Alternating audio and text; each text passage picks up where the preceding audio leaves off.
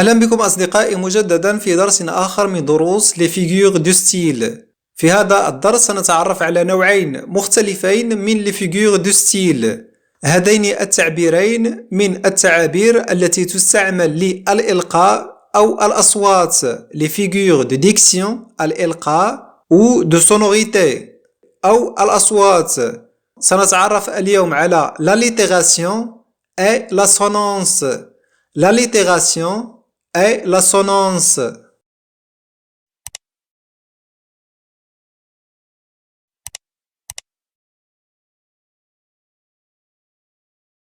نبدأ أولا أصدقائي بالallitération.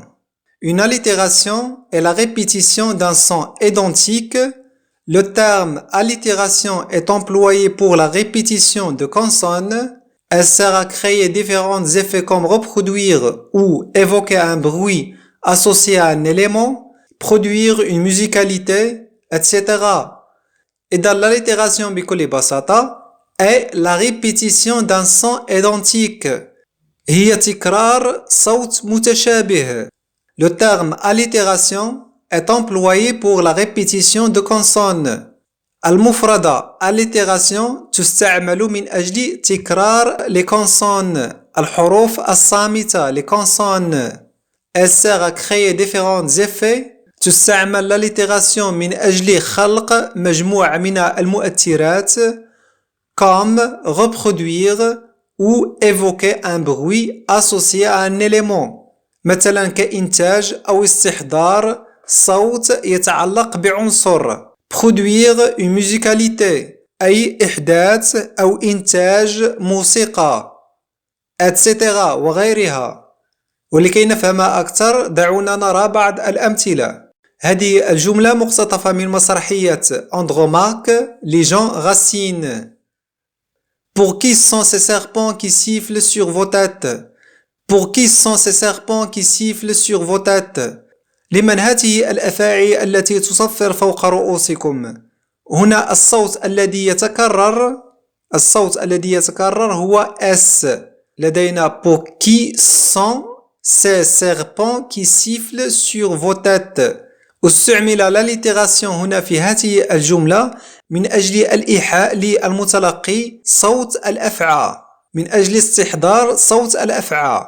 صوت الأفعى في اللغة العربية هو الفحيح. هنا عندما نسمع هذه الجملة أو نقرأها نستشعر صوت الأفعى. أقرأ pour qui sont ces serpents qui sifflent sur vos têtes. إذن هذا التعبير المجازي بكل بساطة هو تكرار نفس الصوت أو تكرار نفس الحروف الصامتة les consonnes. نأخذ مثال آخر وهو من مسرحية إفيجيني لنفس الكاتب جان غاسين. أقرأ Je sentis contre moi mon cœur se déclarer. J'oubliai ma colère et ne sus que pleurer. في هذين البيتين الشعريين نلاحظ تكرار الصوت ك عن طريق استعمال الحرف الصامت C. Je sentis contre moi mon cœur se déclarer. لدينا هنا الصوت ك. أشعر بقلبي ضدي ينتفض. Je sentis contre moi mon cœur se déclarer. هنا استعمل الصوت ك من أجل التعبير عن دقات القلب. اسمعوا معي جيدا. Je sentis contre moi mon cœur se déclarer. كأنها دقات قلب. ولدينا في هذين السطرين كذلك تكرار للحرف الصامت la consonne R. لاحظوا Je sentis contre moi mon cœur se déclarer. J'oubliai ma colère et ne sus que pleurer. أحس بقلبي ضدي ينتفض. نسيت غضبي. J'oubliai ma colère et ne sus que pleurer. ولم أعرف سوى البكاء.